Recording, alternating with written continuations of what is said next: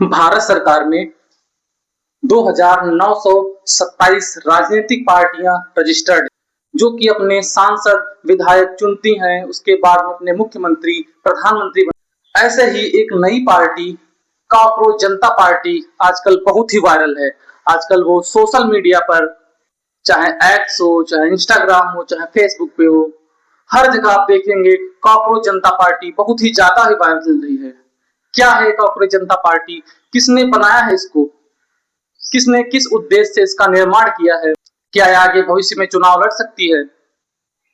जानते हैं इसी के बारे में इस वीडियो में। नमस्कार दोस्तों, मेरा नाम देशराज सिंह है। मैं स्वागत करता हूं आपका अपनी इस नई वीडियो में। दोस्तों, अब आपको हम बताते हैं कि क्या है ये पार्टी और क्यों बनी।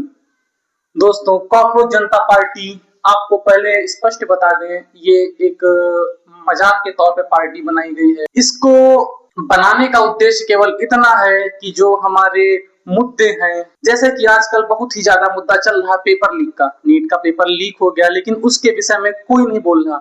नीट का पेपर इकलौता पेपर ऐसा नहीं है, ऐसे ही बहुत सारे पेपर उत्तर प्रदेश में, बिहार में, झारखंड में, कर्नाटक में, मध्य प्रदेश में, अनेकों राज्यों में पेपर लीक होते हैं, लेकिन उन मुद्दों पर कोई बात नहीं करता है। लेकिन बेरोजगार युवा सबको दिखते हैं। तो दोस्तों, अब हम आपको बताते हैं कि कैसे कॉकरोच जनता पार्टी की नींव पड़ी, कैसे ये प्रचलन में आई।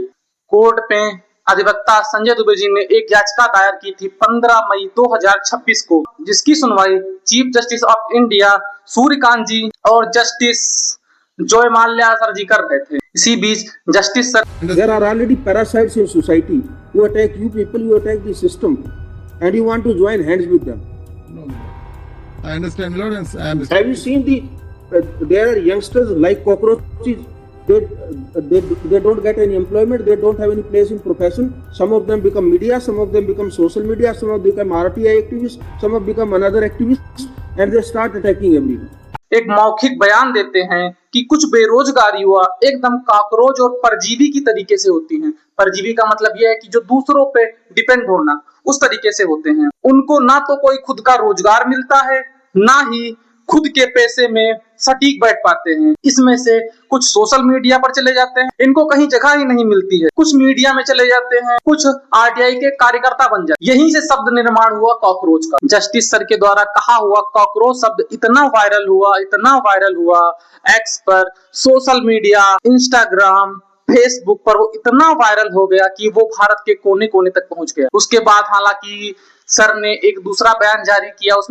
उसमें उन्होंने कहा कि मेरा कहने का मतलब बेरोजगार युवाओं से ये नहीं था, मेरा कहने का मतलब ये था जो फर्जी डिग्री लेकर के घूमते हैं। लेकिन तब तक कि बेरोजगार युवाओं को कहा गया कॉकरोच शब्द बहुत ही ज्यादा वायरल हो गया था। जो जस्टिस सर ने कॉकरोच शब्द का इस्तेमाल किया था, यहीं से निर्माण हुआ कॉकरोच शब्द का, और कॉकरोच जनता पार्टी की एक नींव रखने की प्रक्रिया यहीं से स्टार्ट हुई।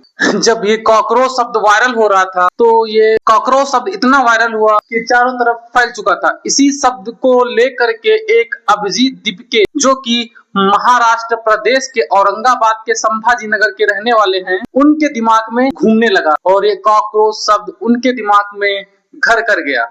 आपको बताते चले कि अभिजीत दीपके जी पुणे से जर्नलिस्ट की पढ़ाई की थी उन्होंने, और उसके बाद में पोस्ट ग्रेजुएशन के लिए अमेरिका चले गए। अमेरिका से आने के बाद में 2020 से लेकर के 2023 तक उन्होंने आम आदमी पार्टी के लिए कार्य किया। जी हाँ दोस्तों, अभिजीत दीपके ही वो शख्स है जिन्होंने कॉकरोच जनता पार्टी की नींव रखी। उन्होंने इस पार्टी को बनाने का उद्देश्य बेरोजगार युवाओं की आवाज उठाने के संबंध में सोचकर इस पार्टी का उन्होंने निर्माण किया, और उन्होंने एक मजाक के तौर पे इस पार्टी का निर्माण किया। उन्होंने कॉकरोच जनता पार्टी .org नाम से एक डोमेन खरीदा, और उसके बाद सोशल मीडिया पे एक अकाउंट क्रिएट कर दिया, जिसकी हेडलाइन उन्होंने रखी आलसी और बेरोजगार युवाओं की आवाज। जी हाँ दोस्तों, अब आपको बताते चले कि उन्होंने कुछ शर्तें भी रखी। उन्होंने एक अपना फॉर्म जारी कर दिया, और उन्होंने कुछ शर्तें ऐसी रखी जो वास्तव में लोगों को हंसाने पे मजबूर कर देंगी, जो उन्होंने अपने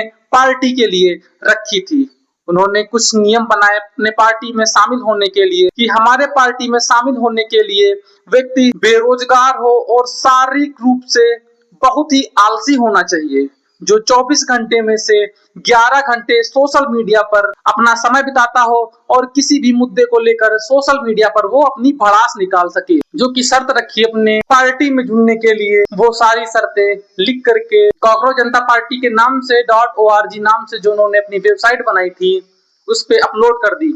और कमाल की बात यह है कि कुछ घंटों में लगभग में 52 लाख से ज्यादा सदस्य जुड़ चुके थे। इस बात को देख करके खुद भी अभिजीत दीपके को ये समझ में नहीं आ रहा था कि ये क्या हो रहा है। उसके बाद में धीरे धीरे जितना टाइम बीतता गया, इस सोशल मीडिया के प्लेटफॉर्म के माध्यम से, चाहे वो इंस्टाग्राम हो, चाहे वो एक्स हो, चाहे वो फेसबुक हो, करोड़ों लोग इस पार्टी से जुड़ने लगे। बहुत से नेता इस कंफ्यूजन में थे क्या कि वास्तव में कोई ये पार्टी है जो आगे भविष्य में चुनाव लड़ेगी, क्योंकि जिस तरीके से इसके फॉलोअर बढ़ रहे थे उस तरीके से बहुत से पार्टियों को इसने संशय में डाल दिया था। और दोस्तों, इस पार्टी की जो कॉकरोच जनता पार्टी है, इसमें सबसे ज्यादा ध्यान खींचने वाली और आकर्षित करने वाली एक ही चीज थी, वो था उस पार्टी का घोषणा पत्र।